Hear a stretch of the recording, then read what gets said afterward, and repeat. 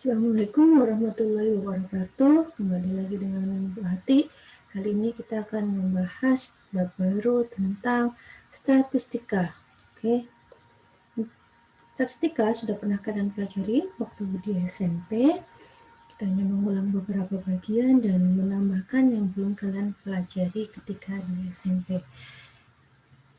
Oke, kita masuk ke statistika bagian 1. Apa saja yang akan kita bahas di bagian 1 ini? Yang pertama adalah pengertian dasar statistika, meliputi statistik dan statistika, data dan datum, lalu populasi dan sampel.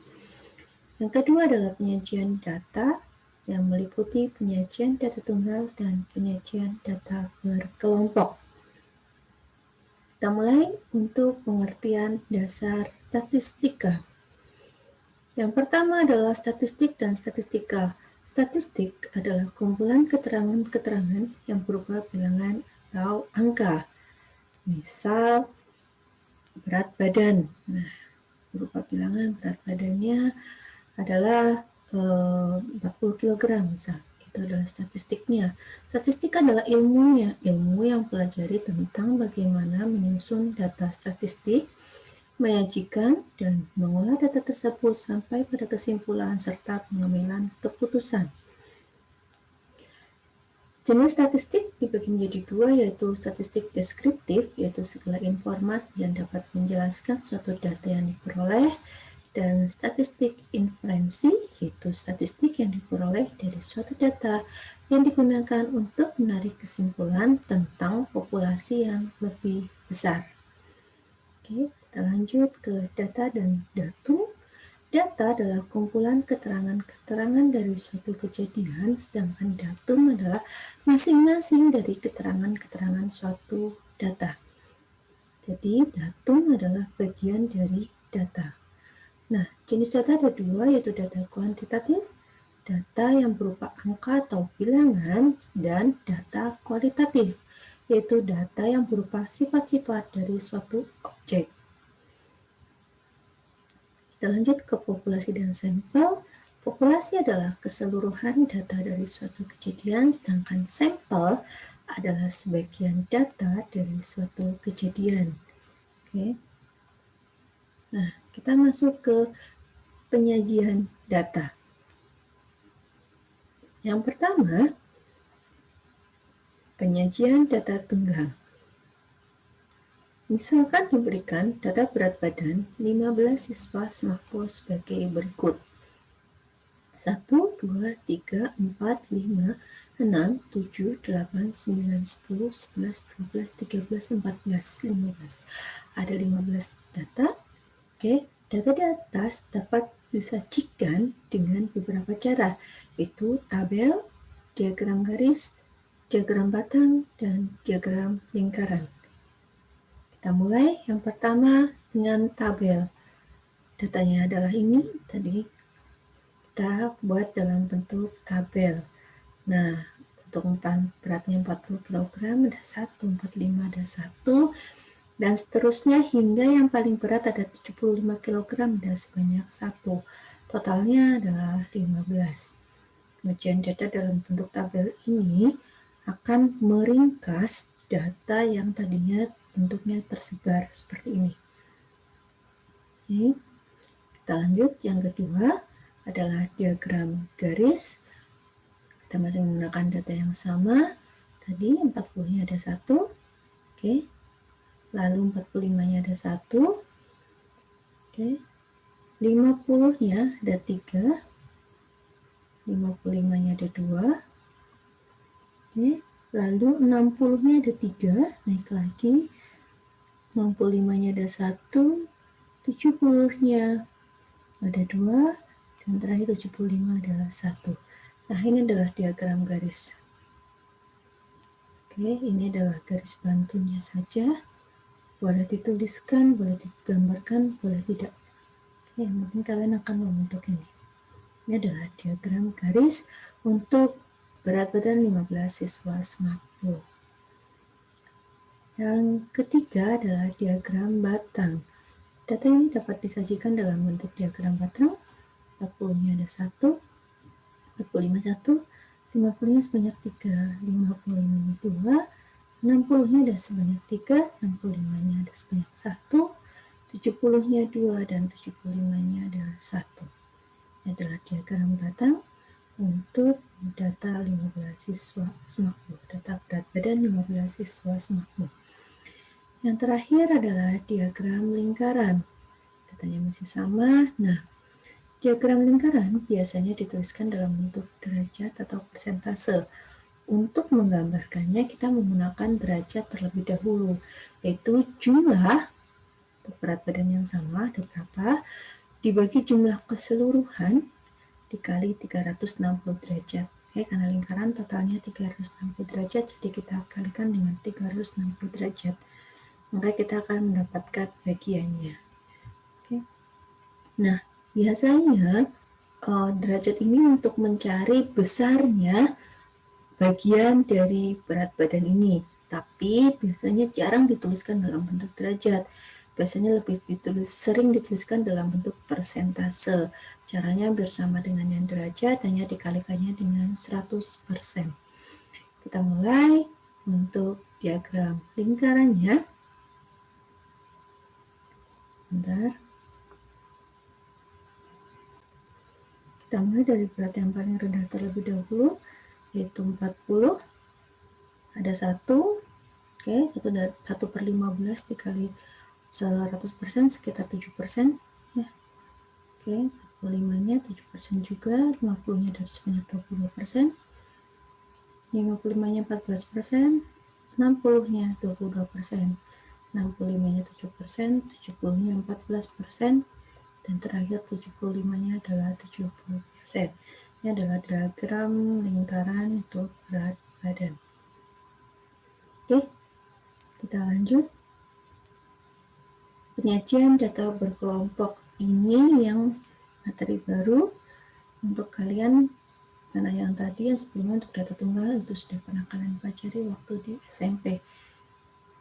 Kita mulai. Yang pertama adalah distribusi frekuensi. Apa itu distribusi frekuensi? Distribusi frekuensi adalah mengubah data tunggal menjadi data berkelompok. Kenapa harus dibuat menjadi data berkelompok? Karena datanya terlalu banyak. Misal, kalau tadi hanya 15 data berat badan 15 siswa semakmur, itu masuk sedikit. Bayangkan kalau datanya ada sebanyak 100, di mana berat badannya berbeda-beda. Maka bisa jadi buku kalian akan penuh dengan tabel dan itu tidak akan cukup.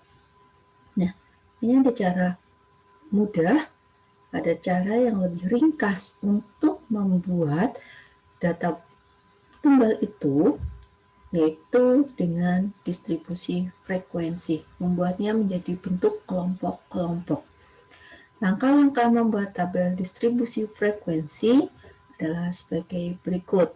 Yang pertama, menentukan jangkauan data, yaitu datum terbesar dikurang datum terkecil. Jadi kalian cari terlebih dahulu datumnya yang paling besar, angka yang paling besar, dan angka yang paling kecilnya berapa. Yang kedua adalah menentukan banyak kelas interval. Oke, menentukan banyak kelasnya atau K. Rumusnya adalah 1 ditambah 3,3 log N. Nah, kesalahan yang sering terjadi ketika menentukan banyak kelas adalah di angka 1 plus 3,3-nya ini. Banyak yang menjumlahkan terlebih dahulu, baru dikalikan dengan log N-nya. N itu adalah banyaknya data. Nah, itu tidak boleh. Kalau ini dijumlahkan terlebih dahulu, maka Ibu bisa menuliskan langsung saja 4,3, tapi tidak boleh seperti itu. Ini adalah perkalian, jadi kalian kalikan terlebih dahulu 3,3 dikalikan log N, log banyaknya data, baru setelah dapat hasilnya kalian tambahkan dengan 1. Yang ketiga adalah menentukan panjang kelasnya, atau P. Oke, P diperoleh dari J, jangkauan data dibagi banyaknya kelas. Kita ke contoh. Berikut merupakan data nilai ulangan matematika dari 40 siswa. bentuknya ini 1, 2, 3, 4, 5, 6, 7, 8. Oke, ada sebanyak 5 baris, berarti ada 40. Nah, buatlah tabel distribusi frekuensi dari data di atas. Diketahui log 40 adalah 1,602. Oke. Jawab yang pertama. Yang pertama kita tentukan jangkauan data terlebih dahulu. Datum terbesar dikurang datum terkecil. Kita cari dulu datum terbesarnya. Datum terbesarnya adalah 92. Lalu datum terkecilnya adalah 38. Berarti J-nya adalah 92 dikurang 38. Kita peroleh 54. Kita simpan dulu. Yang kedua, menentukan banyaknya kelas atau K. K rumusnya adalah 1 ditambah 3,3 dikali log N. Oke, jadi 1 ditambah 3,3 dikali log 40, datanya ada sebanyak 40, sama dengan 1 ditambah 5,29, oke, sama dengan 6,29. Nah, untuk banyaknya kelas interval, di sini sebenarnya hanya lebih 2,9, tapi kita bulatkan ke atas. Jadi walaupun hanya lebihnya 0,1, kita harus bulatkan ke atas. Kenapa? Karena lebih baik banyak kelasnya berlebih daripada ada data yang tidak bisa masuk. Karena ini sudah lebih dari 6. Kalau kalian tetap bulatkan ke 6, maka kemungkinan besar nanti ada data yang tidak bisa dimasukkan ke kelas. Oke. Yang ketiga adalah menentukan panjang interval kelas. Rumusnya adalah J per K, berarti 54 dibagi 7, dapat 7,7, berarti kita bulatkan sekitar 8. Oke, kita bulatkan 8, ini juga sama, walaupun lebihnya hanya 0,1, kita bulatkan saja ke atas. Tapi kalau misalkan yang kelas intervalnya, lebihnya ini hanya 6,2, lalu di sini hanya 7,2, maka cukup salah satunya saja yang dibulatkan ke atas. Oke, tapi kalau seperti ini kan yang satunya masih yang di K, dia hanya lebihnya 0,2, tapi yang di P dia lebihnya sudah 0,7, berarti kan kita hanya membulatkan ke atas 1 ya. Yang ini memang harus ke atas, yang ini kelebihannya jadi ke 7, ini hanya 1, maka biasanya semua data sudah masuk. Oke, lalu kita buat datanya. Nah, ini tabelnya, ini tadi datanya. Kita simpan terlebih dahulu, banyak kelasnya tadi kita peroleh 7. Lalu panjang interval kelasnya adalah 8. Oke, jadi tabel distribusi frekuensi dari data di atas adalah, nah, ini kita punya 7 kelas. Kelasnya ada sebanyak 7, kelas 1, 2, 3, 4, 5, 6, 7. Oke, lalu interval kelasnya 8. Nah, untuk interval kelas, jadi nanti di sini bentuknya data berkelompok itu adalah rentang, bentuknya seperti rentang. Nah, data paling awal kalian bisa menggunakan datum terkecil. Di sini datum terkecilnya adalah 38, jadi kita bisa gunakan 38. Nah, 38 interval kelasnya adalah 8, berarti kalian jumlahkan dengan 8. Oke, tapi 38-nya kalian hitung masuk. Jadi 38, 39, 40, 41, 42, 43, 44, 45. Oke, jadi dari 38 sampai 45. Nah, bentuknya seperti ini, interval, rentang bentuknya untuk data berkelompok. Jadi ingat, ketika panjang interval kelasnya 8, bukan dari 38 terus kalian menghitungnya mulai 39. Tidak boleh. 38-nya adalah data, datumnya, maka 38 harus ikut dihitung. Oke, jadi 38, 39, 40, 41, 42, 43, 44, 45. Total ada 8 intervalnya. Oke. Kelas kedua, berarti kita mulai setelah 45 adalah 46. Oke, 46 kita tambahkan 8 lagi, tapi 46-nya ikut dihitung. Berarti dari 46 sampai 53.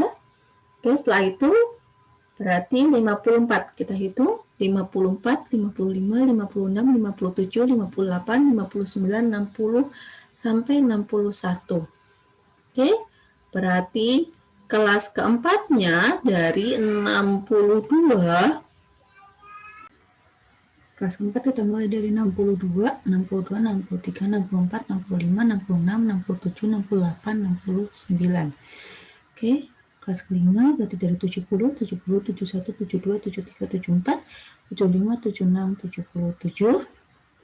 Kelas ke-6 berarti dari 78, 78, 79, 80, 81, 82, 83, 84, 85.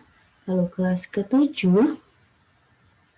dari 86, 86, 87, 88, 89, 90, 91, 92, 93. Nah, untuk yang kelas terakhir di sini kan sampai 93. Sedangkan tadi kalian tahu datum tertingginya adalah 92. Tidak boleh diubah jadi 92. Oke, interval kelasnya adalah 8. Jadi dari kelas 1 sampai kelas ke-7 semuanya harus 8. Oke, nah, misal ada nilai yang tertingginya adalah 100.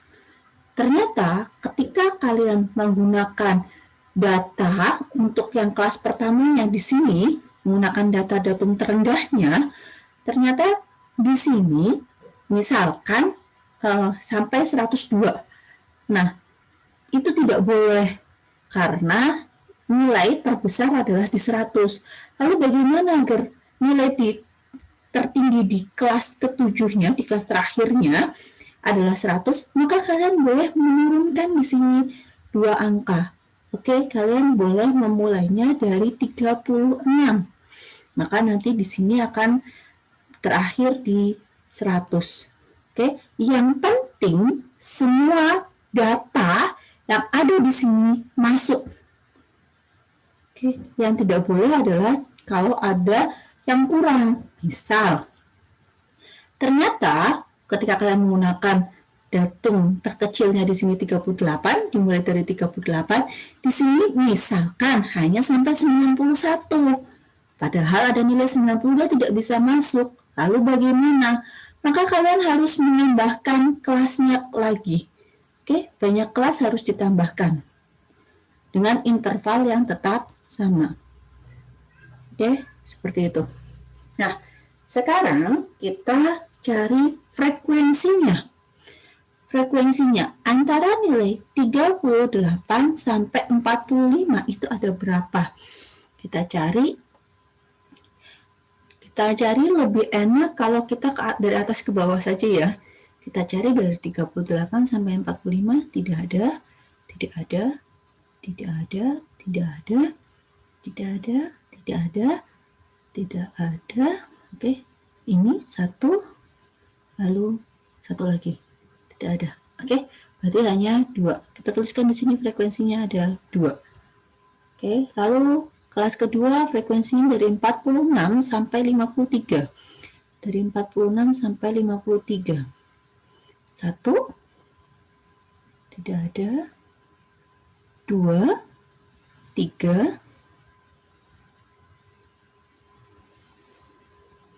4, 5, 6, 7, 8. Ada sebanyak 8. Oke, untuk kelas yang keduanya. Kelas ketiganya dari 54 sampai 61. 1, 2, 3, 4, 5, 6,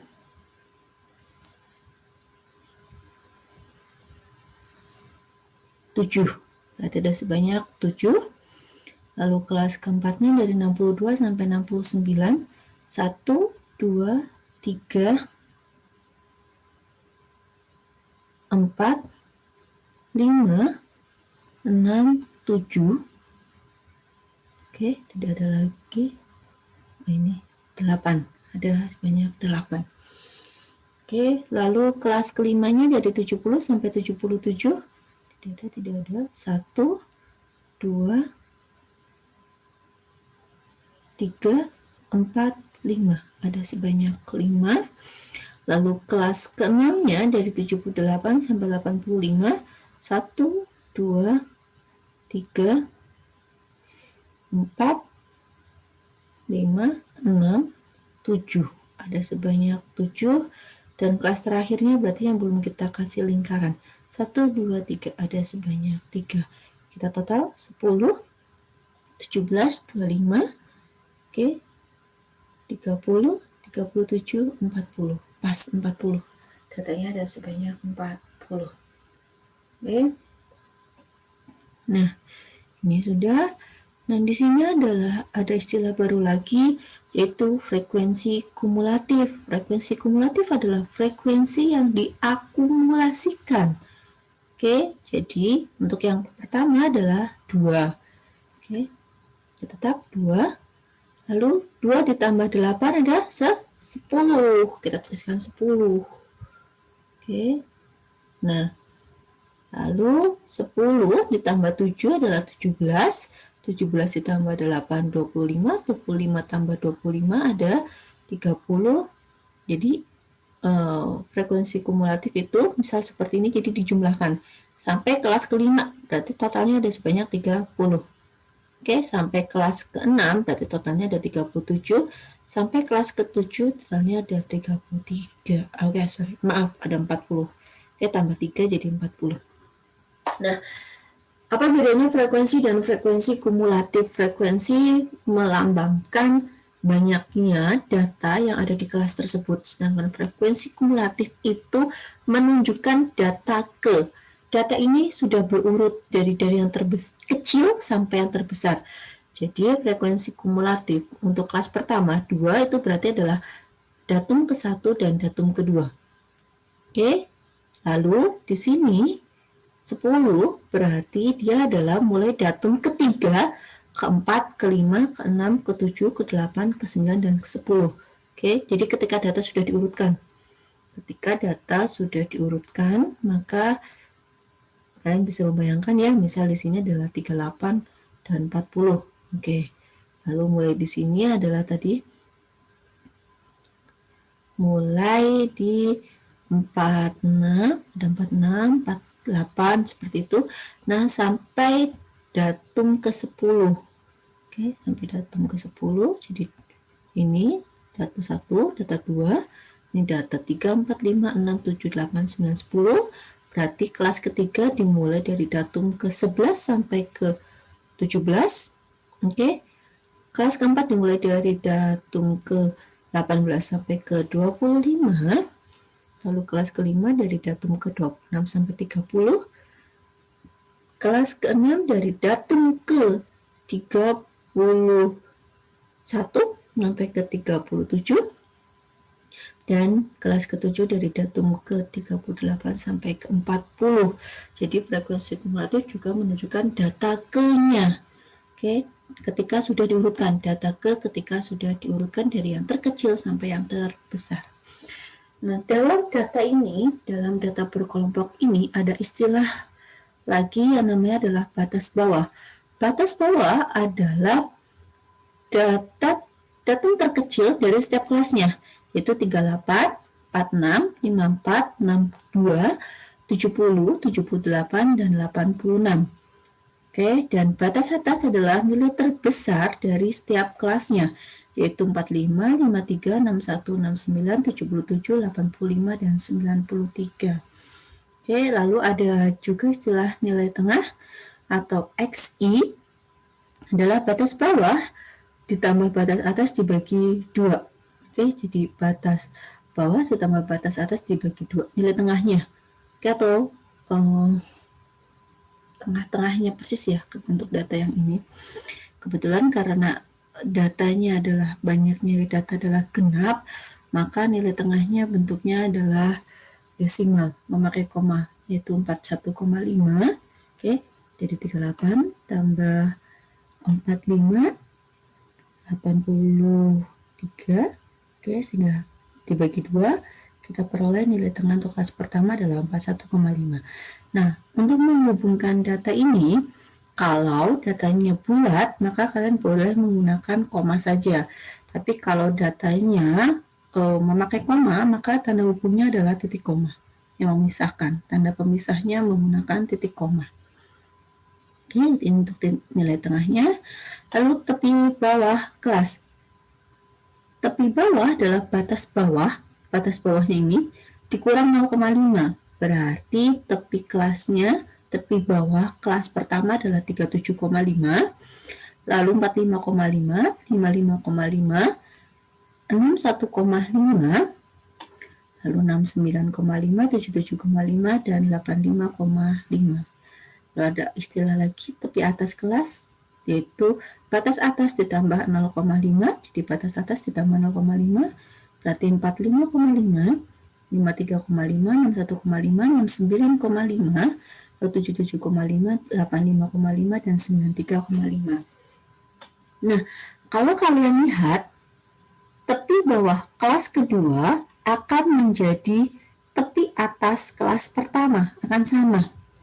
Oke, ini tepi bawah kelas ketiga akan sama dengan tepi atas kelas kedua, akan sama. Oke, karena dia ini ditambah 0,5 dan ini dikurang 0,5. Oke, jadi akan sama. Oke. Nah, kita tuliskan di sini di tabelnya nilai tengahnya untuk setiap ini kelas. Oke, seperti ini. Kita lanjut.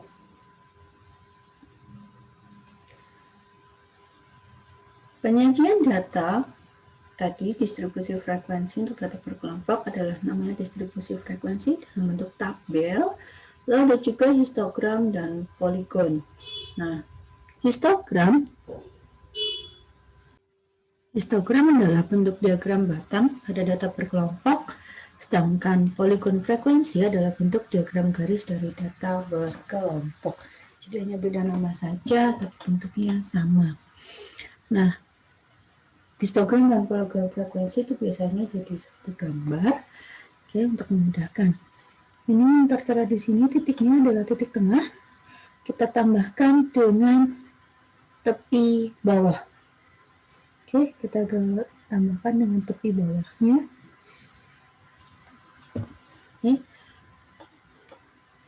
Untuk yang pertama, oke, kelas pertama frekuensinya ada sebanyak 2. Nah, lalu kelas yang kedua frekuensinya ada sebanyak 8. Nah, kalian lihat ya, karena tadi tepi atas dari kelas pertama akan menjadi tepi bawah dari kelas kedua, maka bedanya diagram batang dengan histogram adalah jika di histogram dia berhimpit. Oke, di histogram diagram batangnya saling berhimpit. Oke, ini yang disebut sebagai histogram, diagram batangnya, dan ini adalah poligonnya. Oke, diagram garisnya. Kita bukan, nah diagram garisnya dibuat dari titik tengahnya. Oke, kelas ketiga ada sebanyak 7. Lihat, berhimpit lagi. Tepi atas kelas kedua akan menjadi tepi bawah kelas ketiga. Oke, frekuensinya ada 7. Ini poligon frekuensinya, titik tengah. Ini adalah kelas keempat, ada 8. Kelas kelima ada 5. Kelas ke-6 ada 7. Dan kelas ke-7 ada 3. Oke. Nah, kita ada diagram batangnya saling berhimpit. Ini yang disebut sebagai histogram. Dan ini yang garisnya adalah poligon frekuensi. Kita lanjut. Ogive. Ini C ya, ogive. Nah, ogive adalah diagram garis untuk data berkelompok yang dibuat dari frekuensi kumulatif. Ada 2 jenis ogive, yaitu ogive positif dan ogive negatif. Yang pertama kita bahas dulu ogive positif. Ogive positif diperoleh dari frekuensi kumulatif kurang dari. Frekuensi kumulatif kurang dari dihitung dari banyaknya data yang nilainya kurang dari tepi atas setiap kelas. Nah, kita buat dulu tabelnya. Tadi ini adalah kelas-kelasnya. Oke, nilainya untuk setiap kelas ada 7 kelas, 1, 2, 3, 4, 5, 6, 7. Tepi atasnya, nah kita tuliskan terlebih dahulu. Untuk tepi atasnya, kita tambahkan satu kelas. Tambahkan satu kelas, berarti di sini nilai tertingginya adalah di 37. Oke, berarti tepi atasnya adalah 37,5.